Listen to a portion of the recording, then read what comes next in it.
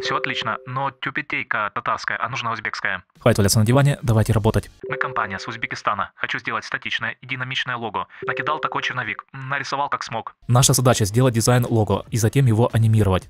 Да, хорошо, беремся за работу.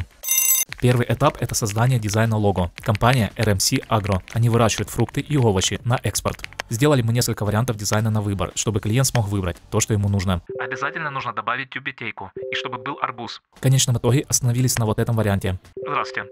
Ну вообще, круто.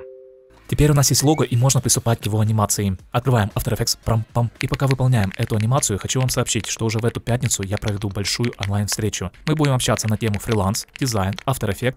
И во время этой встречи я вместе с вами открою набор на мой курс. Чтобы попасть, нужно предзаписаться. Ссылки в шапке профиля. Добрый день. Ну вообще, супер. За всю работу мы получили $600. Спасибо RMC Agro за доверие и такую интересную задачу. Фриланси, якши, кураман.